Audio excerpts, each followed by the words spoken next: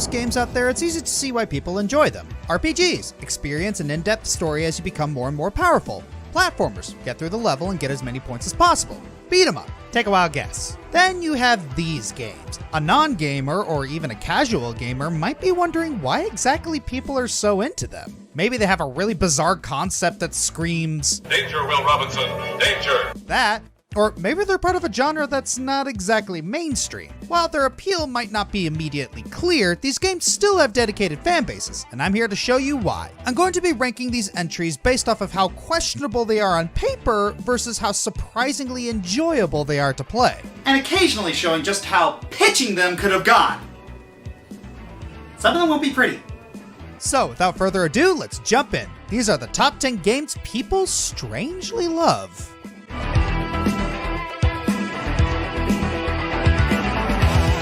So, Mr. Scorcher, you have a game idea for me? Yes, ma'am, I do. It's an action RPG with big boss battles. Wow. We're gonna make it insanely hard and make fun of the players for not being able to beat it. What?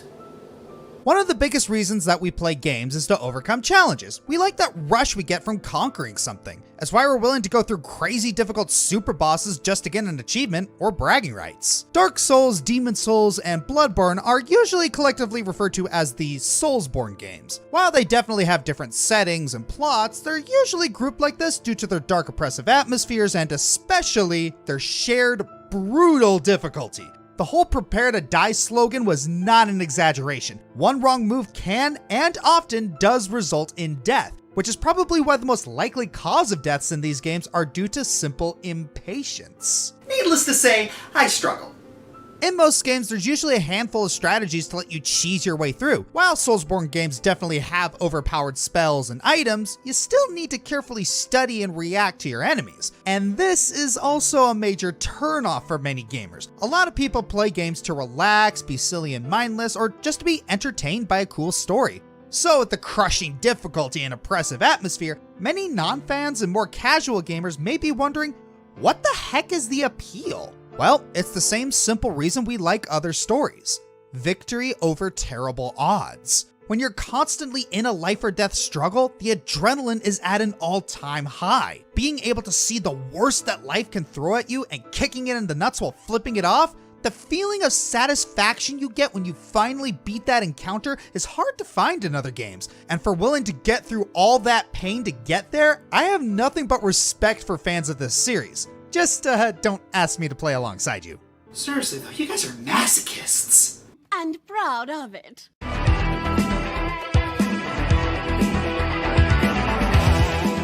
Okay, Mr. Scorcher, any other ideas? Oh yes, you're gonna love this next one. I was thinking about some sort of a survival simulator. Ooh, we can work with that. Maybe add a gritty, desolate ambiance. Oh, there's none of that.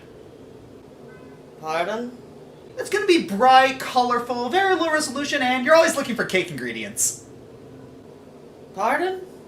Minecraft, aka Mojang's own personal Lego simulator. In this blocky little sandbox survival, you explore pixelated, colorful land and mine all the resources you can find to build your home, armor, and food. You can explore different environments, including pixelated hell, farm your own resources, and even tame certain animals to be your own personal fur baby or bodyguard. Speaking of, every now and again, if you're in survival mode, you will encounter some animal or beastie that wants to take a chunk out of you.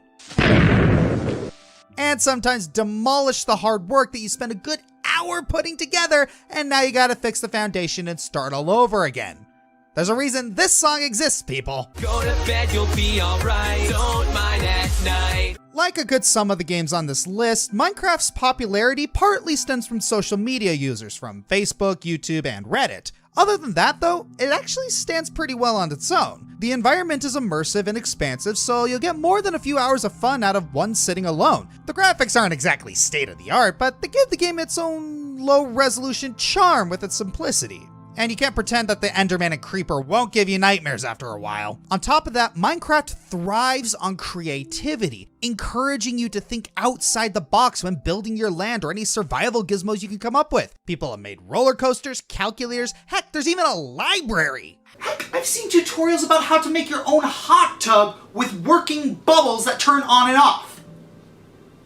You guys are nuts! Having that all in mind helped this little sandbox blow up to a monumental franchise. This includes, but nowhere near limited to, third-party merchandising, spin-off titles from neighboring game companies, and even full-blown tributes on TV and YouTube. Unfortunately, there are still a few annoying elements like risking running into a beastie with your armor down, or how with a lot of the recipes, you have to figure them out on your own.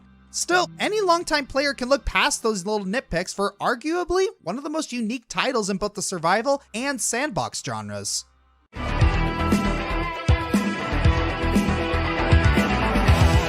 Okay, what do you have for me this time?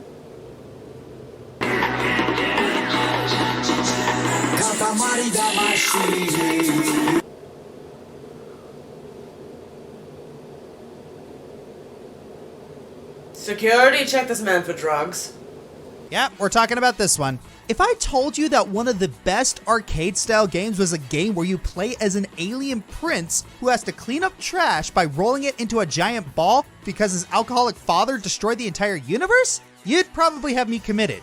But that is what the Katamari games, or mostly Katamari Damacy, are. You spend the whole series running around in a ball called a Katamari, and you have to roll up to an object in a certain time frame, or complete some other stupid task like rolling a snowball really big or picking up the largest cow in a set. You're pretty much doing whatever your haughty father makes you do because he's a god and you are a 5mm prince. So why are these games loved? Because I'm weird! Not only that, but the style of the game is charming and funny. Honestly, it's not a game you can take seriously in all of the best ways. The king is hilariously egotistical. The music goes well with each level and makes them a joy to go through. The more you play through the games, the more you're sucked into the charm, just as all the debris is sucked into the Katamari. The games have lost traction over the years as they go into a more mobile and less Western market. But we did get the remake of the original game in 2018 on the same day as Smash Ultimate, but we still got one, so we could see some traction in the future. Funnily enough, this isn't the weirdest game on this list.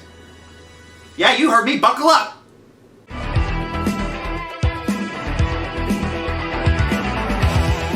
Now hear me out on this one. What if we take Final Fantasy characters and cross them over with Disney characters in a needlessly overcomplicated story? Seriously? That's your big pitch? A half-baked crossover idea? Seriously, what can we do with that sort of... Gee, I wonder what we could do with Disney's death grip on people's nostalgia as well as Weeaboo's love for anime characters. Continue. Yeah, try to pretend you didn't see this one coming. I've mentioned once or twice that I love this franchise to death, but even I gotta admit, being able to sell this idea had to have been a trying game. First of all, it's a crossover, and crossovers can be a gamble to pull off well. Second, Disney and Square Enix? Really?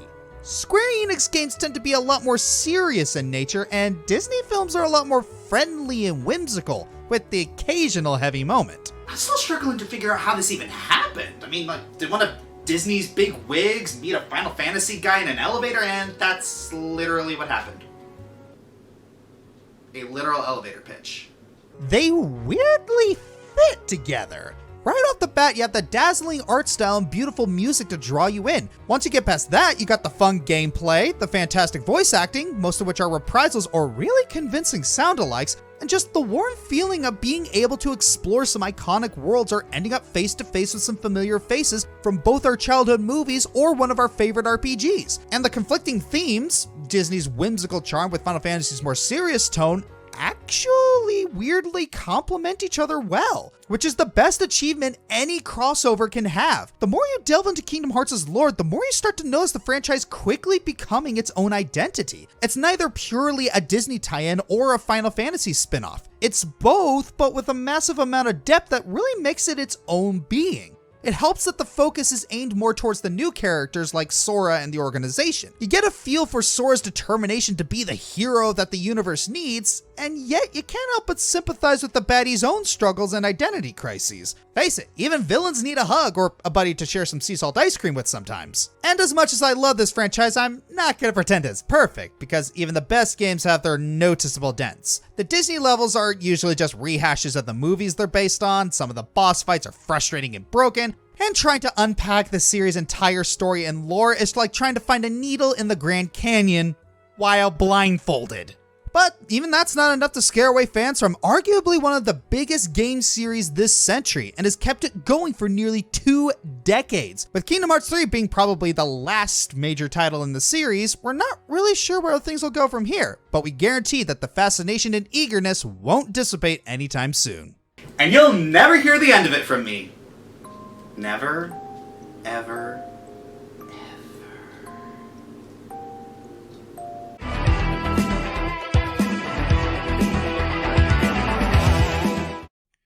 You know what? I think I'll let Seinfeld pitch for this one. It's about nothing. Right.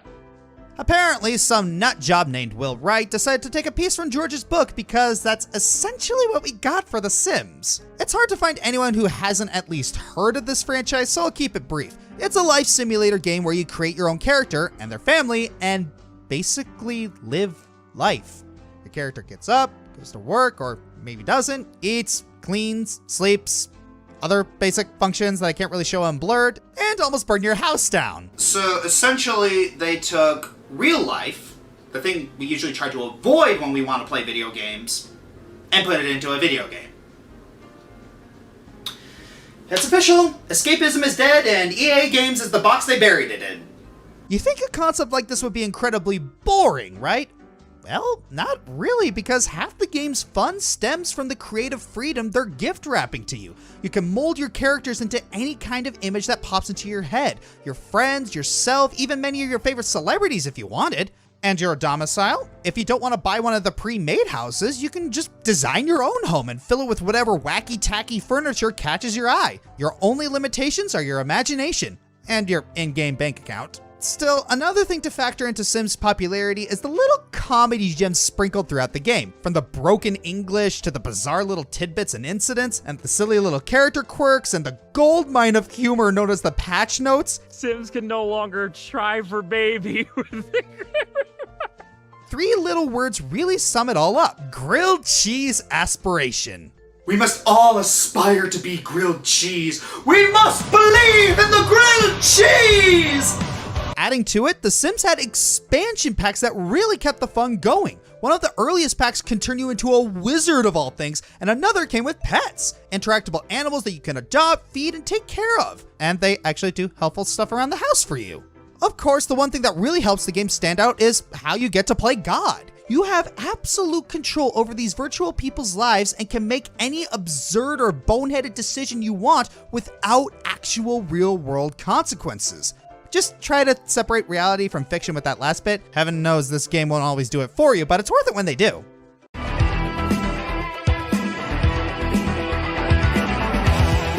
What's this? That's a new game. This is a brochure for farming. Yeah, that's the whole game. The whole game is farming. The general idea of video games is to get away from real life, right? So why the heck are people paying to play farming simulators with varying levels of realism? At first glance, it's a real head scratcher. Look at it a little harder and you come across a universal truth. People love to be rewarded for their efforts. Ooh, I got this one. Howdy friendos, my name is Stuart and I'm taking over for Josh for a few seconds in order to gush about one of my favorite games. By the way, we did a video together on Kefka on my channel asking what D&D alignment is, if you guys are interested. But anyway, on to farming games! In the case of farming games, that effort is the planting of their crops, taking care of their land, and being rewarded with a good harvest. The more rewarding the grind, the more people want to grind, and the longer people play the game, and the more they spend. It's brilliant, I tell you. Genius, I say. Probably the best thing about these farming games, like Stardew Valley or Harvest Moon, is that story is completely optional. You can completely immerse yourself in the life of a simple farmer if you so desire, just tending to your crops, selling them at harvest time, or planting them again in spring.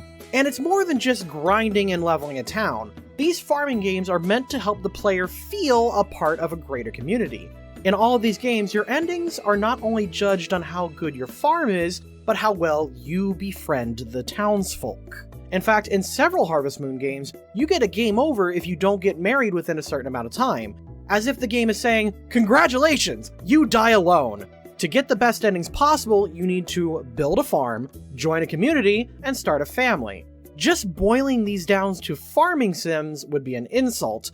They're more of a lifestyle sim, just as valid as The Sims, or Second Life, or even...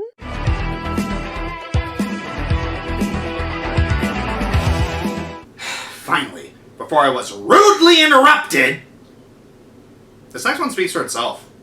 So the number 2 selling game this year, behind Call of Duty and above the frickin' Final Fantasy VII Remake, is a life simulator where you create your own island, run it as mayor with several businesses, and all to pay off a mortgage from a Tanuki landlord. Well, besides the Tanuki, this sounds like real life, and why the heck would we want to play a game that reminds us of real life?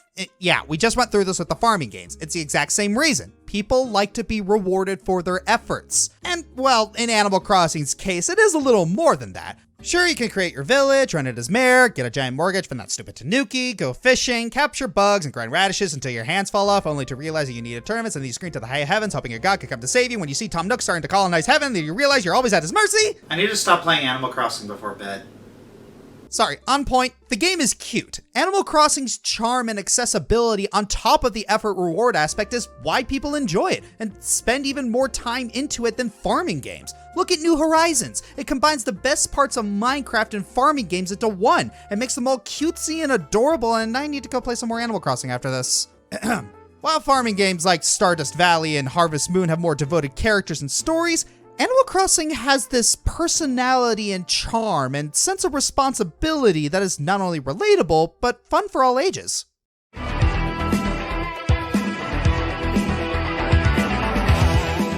Okay, Mr. Scorcher, what do you have for us this time? The last few were okay, but you really need to take this seriously. A walking simulator by Hideo Kojima.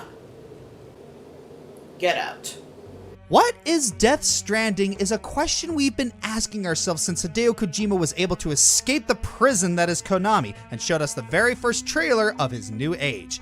And then another trailer. Every time the Game Awards show up, make us even more confused. Honestly, even though the game came out last year, there are still a lot of questions on what the heck is this game? Kojima himself mentioned that this is a new genre of games based on the current idea of what genres are. There are a combination of shooter, RPG, action, and sandbox game elements here. Okay, so here's the premise. You play as a courier who travels across the post-apocalyptic United States to deliver supplies to isolated communities and create a centralized communication system between all of them. The reason everyone is isolated is that some mysterious invisible specters from the apocalyptic event are still in the wider area, and unless you have some special protection, you can be killed by them. So, you play as a delivery guy because other people can't go outside due to invisible threats that might kill them if they aren't protected. 2020! Yeah, let's not think about that. At the game's release, most people got the game just to see what it was, and when people actually played it, the response was usually, I guess this is a good game? But as time went on, people actually enjoyed the sporadic nature of it. It's a survival game at its very core, as you are not only managing the supply route, you need to manage your own character, making sure that you're well fed, hydrated, that your pack is tactically distributed, you've changed your boots, you're alert and ready for any enemies that might pop up, and this sounds remarkably like what being Marine Corps infantry is actually like. And I'm not the only one who's noticed this. Heck, the specters could be analogs for PTSD. Out of all of the games on this list, Death Stranding is the weirdest and most confusing to get your head around, but that also makes it one of the most intriguing games too. Nowadays, the game has an entirely different meaning to those living in their own isolation, but even with the comparisons being made, this is still a good game. I think. Just maybe don't think about it as much as Kojima wants you to.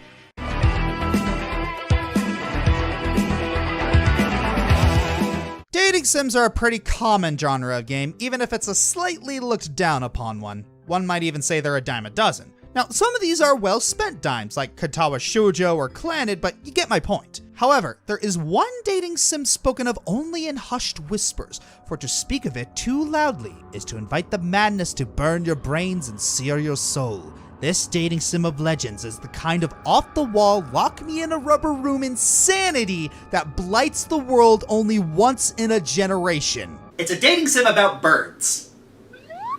Not those birds. These birds. You'd think this kind of idea would be dead on arrival. Isn't the point of dating sims to chat up beautiful guys and gals and sometimes go a bit further? Well, a few enterprising souls from either boredom or madness decided to give Hatoful Boyfriend a shot. The world would never be the same again. Despite the avian nature of the conquest targets, Hatoful Boyfriend is surprisingly well written, temptingly dark, and even has a few gut punches. In a dating sim where your character is one of the last surviving humans in a school of sentient birds, if there ever was an object lesson on not judging a book by its cover, this is it. Is it perfect? No, not at all. Some of the twists are a bit predictable, and the bird puns would make MLP blush with shame. However, these are more nitpicks than anything else. When going through Hatoful Boyfriend, you get the feeling that people really worked hard and put their best efforts into making this game good. For whatever logic-defying reason, this game was made with love, and that's more than enough to smooth over any minor imperfections in my book.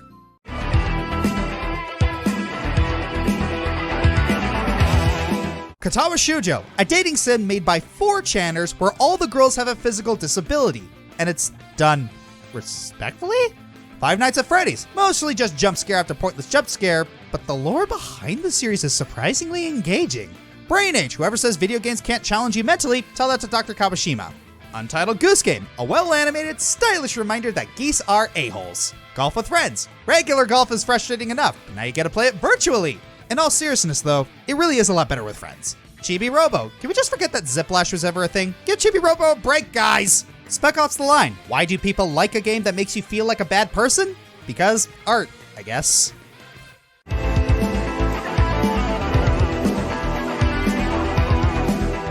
Okay, Mr. Scorcher, this is your last chance. What do you have for me now? Okay, you're gonna love this. So you know escort missions, right? Yes, I know that most of the general population believe that they suck. What if that was the whole game? Seriously, how did a game that is literally one giant escort mission manage to not suck? This was in the early 2000s too, way before we got good escort companions like in BioShock Infinite or The Last of Us. So how? Well, you would think because your escort companion would be good, right? Nope, she has no AI properties and is only controlled through your actions. So why is this game highly acclaimed? Well, a big factor of it is the puzzle. Echo isn't your normal escort mission. While there are enemies, they don't damage your character. The only way to lose is when your companion Yarda is taken in by the shadow creatures or when you fall into an endless pit. You can disable the shadow creatures by hitting them when they have Yarda, and that's about it. The rest of the game, you're trying to get yourself and Yarda out of the castle. Both Aiko and Yarda have special limitations and you need Yarda to get through certain doors, so you spend the time trying to get the both of you through the castle's many puzzles. Since there isn't any major time constraint or pressure from other enemies, you can take your time trying to sort through the puzzles, all the while admiring the non-vocal communication between Yarda and Aiko. Yes, if you leave Yarda alone for a while, those shadow creatures will pop their heads in. Then they'll say, "I see you left your companion behind. Wouldn't it be a shame if we absorbed her into our essence?" But as long as you're smart with where you leave her, you can get back to her quickly. I think Aiko perfectly shows why people strangely love these games and why we think they're weird. You see a concept like Aiko and you're nearly 100% sure the game is going to be bad. But then you actually play the game and you're sucked into the game's atmosphere, story, and puzzle design and you love it. The lesson we can all learn from each game on this list is don't judge a game by its cover, especially and literally Aiko. I'm the Fiery Joker, and I just got a proposal for The Last of Us 2! You can tell this was written a while ago. Alright, let's take a look-see. Maybe it's as good as the first?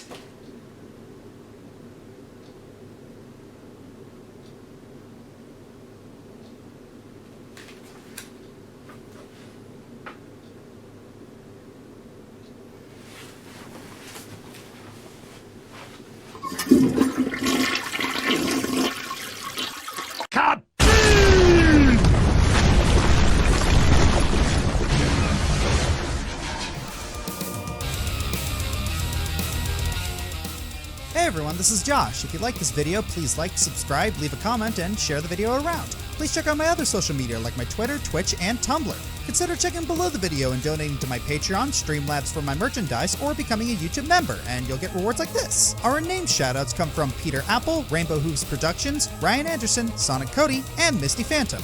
Our messages are as follows. Rainbow Hooves Productions says, hope you all stay safe and let the rainbow shine and brighten up your day. Peter Apple says, have a good day everyone.